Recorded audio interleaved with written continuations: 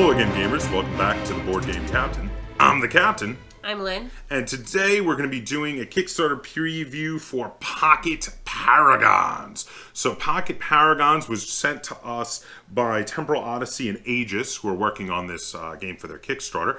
So big thank you to them for sending us this media kit preview copy of Pocket Paragons. So what we've been told is that this game is going to be in 4 possible sets. Mm-hmm. Each set is based on a different IP. I think there's one that is going to be original to Pocket Paragons, but the rest are based on other game universes. Okay. And I'm going to put the prices up on the screen that they're going to be having them for on the Kickstarter. You could pay a combined price to get all 4 sets, but the idea is that each set has different play styles, different special abilities for each of the characters, and this kind of plays like a kind of like, it feels to me like rock paper scissors. You definitely got a rock paper scissors going on, but you also have it really feels like a card game version of like a video game fighting game. Like you're trying to counter each other's moves and anticipate your opponent's attacks. Like the theme feels like that. Okay. It feels like a fighting game. What do you think? Now that you said it, yeah, sort of. That's what it really reminds. Even though it is very much based on that the mechanic-wise, the rock paper scissors mechanic, I feel like the theme feels like a fighting video game. So the games will come with life counters and energy counters, and there's nice little dials. Right now, the media copy just came with the cards, and it's also each box comes with 6 characters. The media copy has 3 characters each from two different of the starter sets that are going to be coming out. The art is different from the different starter sets, so you can definitely tell which characters and which moves go together. So without any... Also, like, it's also kind of like the colors are similar for the ones that go together. Yes. Like, these are all like pastel-y, sort of, and these are dark and grungy. Yes, which is cool. It makes it easy to tell, like, which box, which characters and moves came from. So without any further ado, we're going to head over to the table and we're going to run you through a full game of this because it's that quick. This is meant to be a lightning fast dueling card game. Each character gets like 7 cards and you just go. So we're just going to take you over and show you how a full game of this goes. And then we're going to come back and we're going to talk about how this game plays and how it feels. And we're going to talk about who we would recommend back the Kickstarter.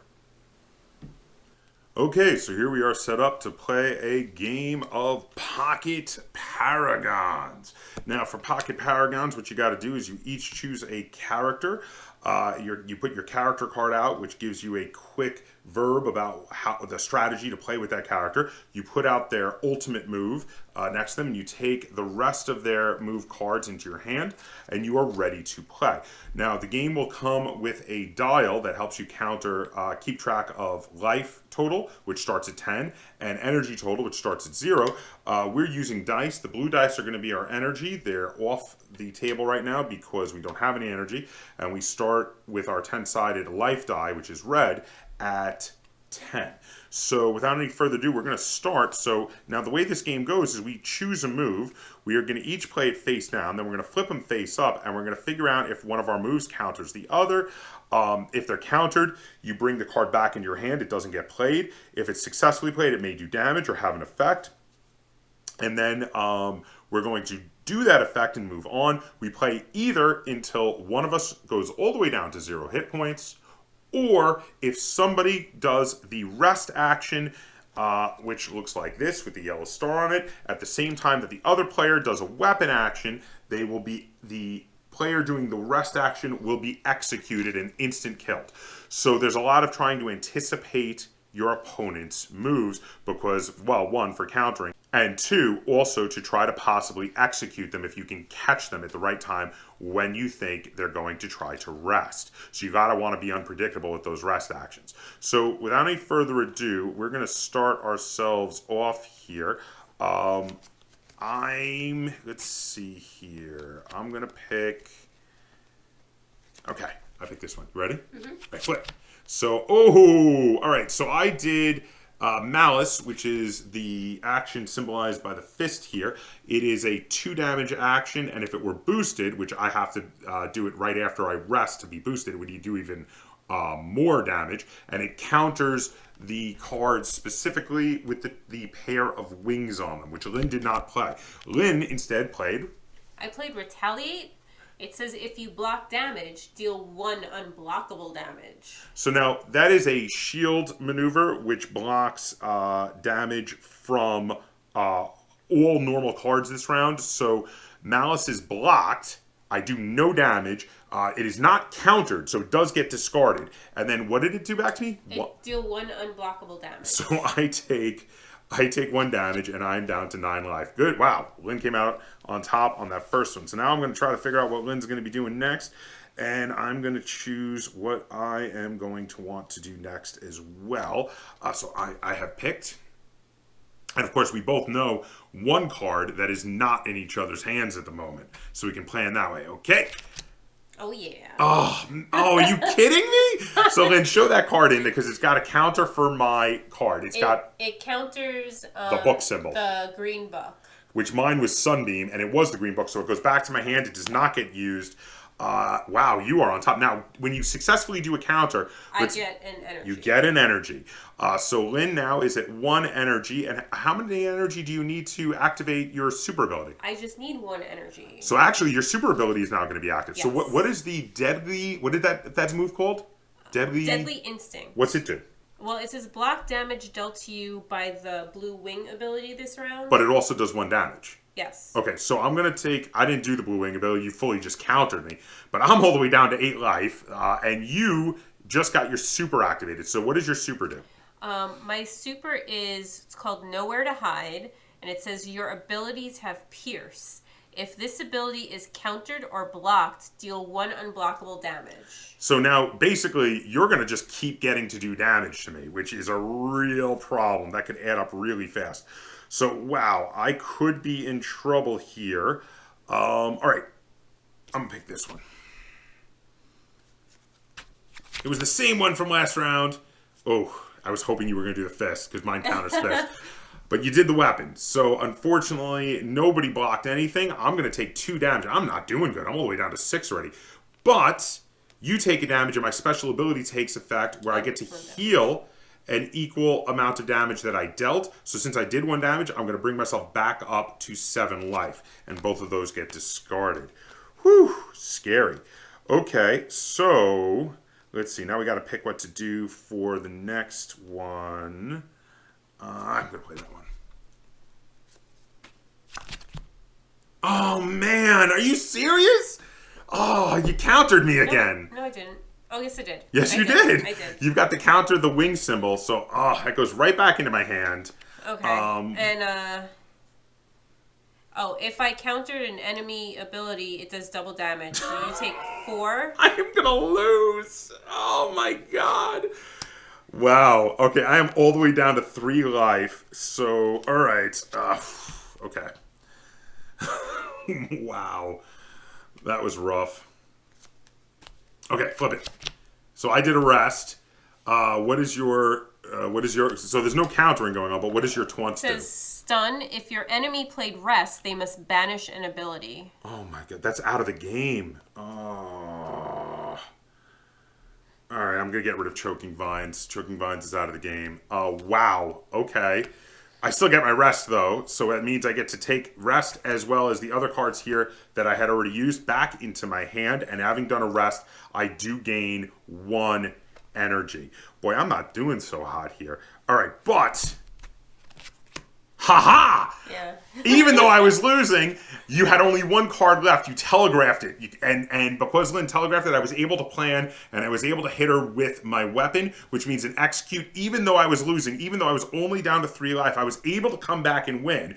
And this, in my opinion, is one of the coolest parts of this game. You're never out of it until you actually are. There's always that chance to get an execution move if you can predict when your opponent is going to play their rest. And there you have it. So now we're going to head back over and we'll talk about how this game plays and how it feels, and say who we're going to recommend it to. Okay, welcome back. So that was how you play the standard game for Pocket Paragons. There is a tournament game, which this also very much reminds me of, like, the Marvel vs. Capcom series of video games where you have multiple characters, and when one character gets knocked out, the next character comes in. In a tournament game, you actually pick 3 characters, and when one of your characters gets knocked out, you get to swap out one of their ability cards for the next character's ability cards to possibly help them in fighting whoever it is that knocked them out, which is a pretty cool concept. I kind of dig that. And that's also, that's really cool for if you want a bigger, more involved game, because the basic game of this is so lickety-split. I don't think that's a bad thing, but some people might want more meat there. Yeah. So I do like that they added in a larger option, a longer, more involved option. So what are your thoughts on this game? I think that it's definitely quick and like a time filler kind of game. Yes. I could definitely, and also, I mean, it's obviously with the name Pocket Paragons, and they're all going to come in fairly small boxes. This is meant to be a small, portable game that you can take with you on the go, that you can play at a coffee house or a pub. Or just like, well, you need to kill like 10 minutes waiting online for something. Yeah, I could totally. So like every time we go to game conventions, you always see people bringing card games to play on the floor while they're waiting for the exhibit hall to open, right? And this is like a great game for that specifically. Like this is something I would stick in my pocket to play on the floor before the exhibit hall opened. I wouldn't, because that's really rude to take up that floor space. That's your own personal issue. But would you play it like we sometimes bring games to play like at the coffee house when we're taking a break from convention halls? Would you see it as a good one for that? Yes, that would be fine for that. It wouldn't be fine for sprawling out in the convention center floor and impeding where people are walking. All right, but you get what I'm saying. I'm bringing it as a con game. Okay, yes. Yes, you agree with that. All right. You just have a pet peeve about the people who play games on the floor. I don't see anything wrong with it as long as you're, not really that in the way. But that being said, this is really what this game is for, I think. It's meant to be something that you can take with you. Yeah. That you can play anywhere. You don't need much space. So the smallest of tables will do. Yeah. And like I said, pub game, great pub game. Even, like those, I don't even know what to call them. They're not quite benches, but like those stone things that just seem to be everywhere because they're decorative. They usually, like in malls and stuff, like they got like the stones surrounding like plants and things. Oh yeah, It's not. You're not really. But they're meant to sit on. Everyone sits on them. But everyone sits on them. Okay. I mean, you could sit on them like kind of side saddle and totally play on those. Yeah. Just like anywhere. So now, all right, the game itself. So now this, I was a little pleasantly surprised, in my opinion, by how much depth there is to such a lightning fast game. When it said this game could take only 3 minutes to play, I was a little like, how much is there going to be to this? But they packed a lot into those just handful of minutes for each game, because it's really, this game is all about trying to anticipate. It's like you're card counting. You're like, have they used their rest yet? Is it still hiding there? Have they used their weapon yet? Is it safe for me to do my rest? When are they? Have they used their fist yet? Should I play this card that can counter the fist? And it's all about like anticipating when your opponent is going to play specific cards to counter their cards or to possibly get that execution off. Which it makes the game feel a lot bigger than what you would think based on how lightning fast it is, because most of the game is all cerebral. It's all about like anticipating your opponent's next move. Yeah. And stopping them from anticipating yours. Yeah. Gotta be tricksy. You gotta be tricksy. So like, you agree with me on that? That it definitely feels bigger than a 5 minute or less game should feel. Yeah, it feels like it should be longer, but it's not. So, and in that regard, that's why I like the tournament mode, where you get to play 3 characters, because then you can turn it into a longer game. And I think, you know what, so if you're one of those people like me who maybe often wants a larger experience, then do the tournament mode, which that's what it's for. But on the other hand, if, like Lynn was saying, you just want to bring it with you to like play during a lunch break, sitting at the mall around like the fountain or the plants, on the ledge there, maybe just play the single game. Yeah. But both of which are really cool. So if any of that kind of concept of this sort of rock, paper, scissors fighting game in card format dueling card game sounds cool to you, we can. I think we can recommend you back this Kickstarter.